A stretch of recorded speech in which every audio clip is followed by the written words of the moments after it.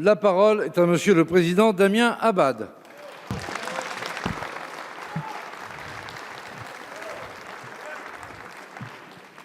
Monsieur le Président, le droit de grève, oui. Le droit de bloquer les Français, non.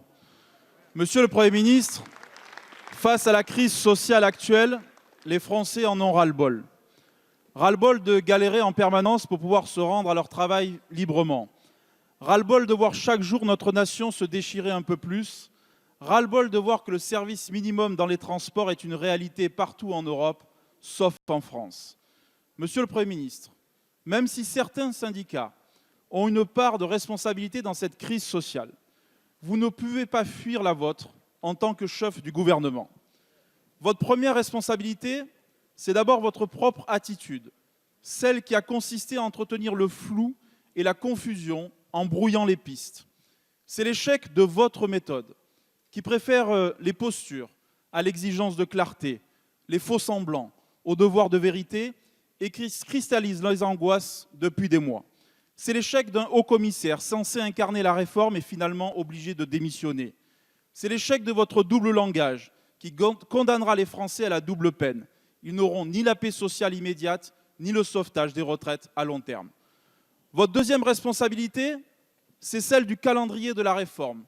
93, 2003, 2010, aucun de vos prédécesseurs n'avait annoncé une réforme des retraites à 10 jours des fêtes de Noël, ce qui est particulièrement cynique.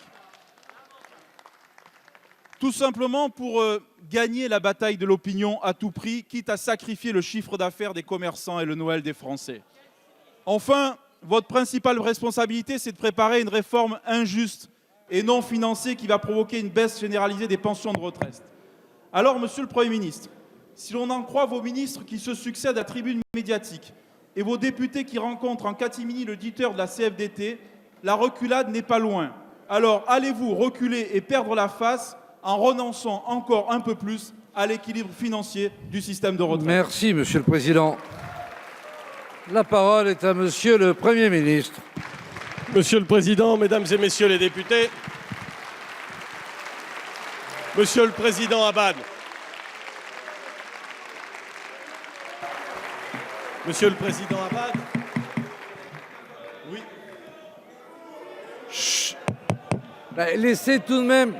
Oui, non mais laissez le Premier ministre répondre à votre président de groupe.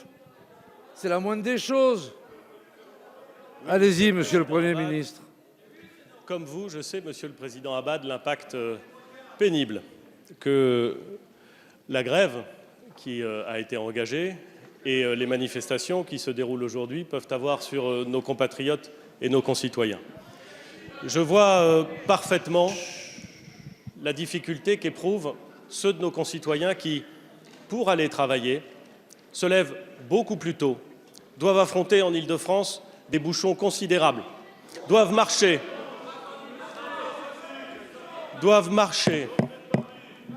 doivent faire des efforts supplémentaires à ceux qu'ils fournissent dans leur travail. Et je veux, Monsieur le Président Abad, leur rendre hommage, car s'il est vrai, Monsieur le Président Abad, que le droit de grève et le droit de manifester sont des droits constitutionnels, il est également vrai que le droit de se rendre à son travail lorsque l'on veut travailler doit être garanti. Et ce que nous démontre un très grand nombre de Françaises et de Français, un immense nombre de Françaises et de Français, c'est justement leur attachement à l'idée d'aller travailler. Moi, je veux leur rendre hommage et je suis certain que sur les bancs de cet hémicycle, beaucoup de parlementaires veulent rendre hommage aux Françaises et aux Français qui, en dépit des difficultés, vont travailler.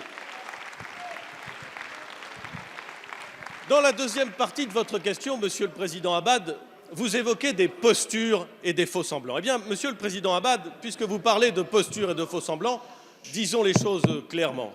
Nous voulons réformer le système de retraite français pour créer un système universel de retraite. Cela implique la disparition des régimes spéciaux. Vous êtes contre? Je ne crois pas. Cela implique, Monsieur le Président Abad, mais si vous êtes contre, dites-le, je suis certain que beaucoup de nos concitoyens, et notamment vos électeurs, seront heureux de l'entendre. Nous voulons créer un système universel de retraite. Cela implique la suppression des régimes spéciaux. Cela crée cela crée un régime dans lequel tous les Françaises et les Français contribuent également aux pensions des retraités. Ce système universel de retraite nous permet de créer de nouveaux droits, par exemple le minimum contributif à 1 000 € pour des Françaises et des Français qui n'y ont jamais eu droit, je pense notamment aux agriculteurs, et je suis certain, Monsieur le Président Abad, que vous serez avec nous sur ce point de la réforme, loin des postures et des faux-semblants d'opposition que parfois vous semblez préférer. Ce système universel, il va nous permettre de baisser l'âge auquel de nombreuses femmes et d'hommes partent pour ne pas avoir à subir la décote à 67 ans. Je suis sûr, Monsieur le Président Abad, que loin des postures et des faux-semblants, sur ce point, vous serez d'accord avec la réforme.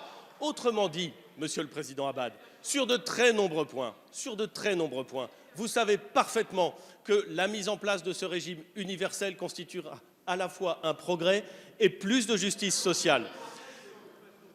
Et il est vrai, Monsieur le Président Abad, que lorsqu'on s'attaque à un tel sujet, lorsqu'on dit « oui, nous n'allons pas seulement modifier à la marge tel ou tel régime de retraite, nous n'allons pas simplement imposer, par exemple, au régime général de nouvelles obligations, sans parler des autres », que quand on fait ça, on se heurte, c'est vrai, Monsieur le Président Abad, à un certain nombre d'oppositions. Des oppositions démocratiques, elles sont parfaitement légitimes, des oppositions syndicales, elles sont parfaitement légitimes, mais nous avons dit clairement quel était notre projet.